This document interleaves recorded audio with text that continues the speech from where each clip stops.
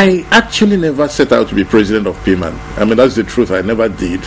I was at EMI. I had a good office. I had a good job. I had a good car. I just got married not long ago, and I was really enjoying myself until some colleagues of mine one day barged into the office and said, look, there are going to be PMAN elections, and we think you have the world view and maybe the energy to pull this thing forward. And I said, well, you guys must be kidding.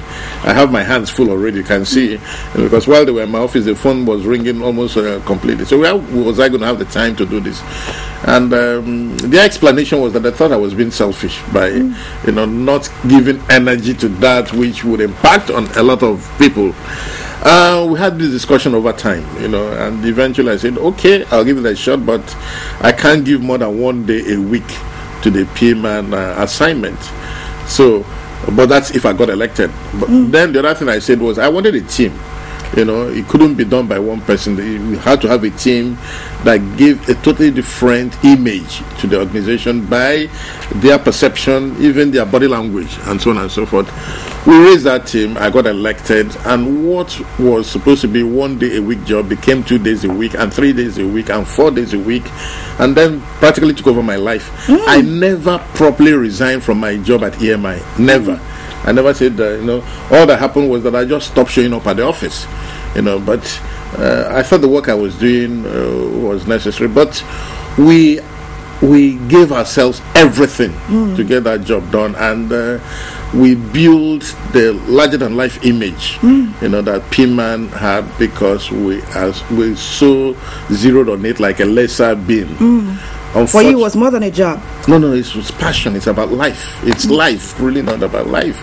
We could go to work and just stay there endlessly. We talked about everything. But the one thing that was different for us, which I think that maybe other people need to go and look at, was that we asked ourselves in each situation, what are the rules of this organization?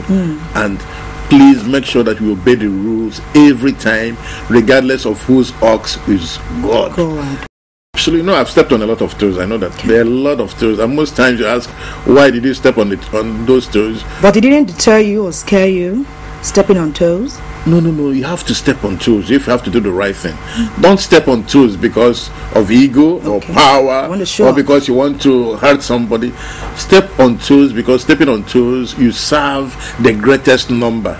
If you have to step on one toe to protect 1,000 toes, step on that one toe.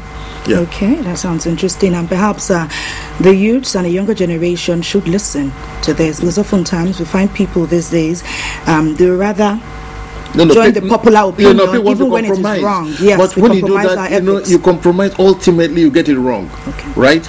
If you do the right things, even though they're unpopular, ultimately you'll be proved right. The truth will always out. When we started with PMAN, for instance, some of the things we did were very unpopular, but at the end of the day, everybody saw PMAN grow. PMAN grew. I became president at a time when, in fact, the roll on the PMAN register was about 200 people. What did you grow it up to?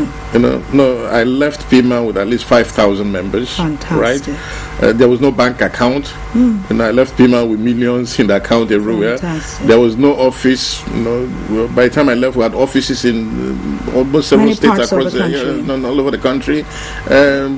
We had an image that was almost larger than life. We could do things, and everybody locally, internationally, came on board. They were interested in what you were doing. So we could bring a lot of people together. But in that process, there is something in Nigeria that I found very, very intriguing.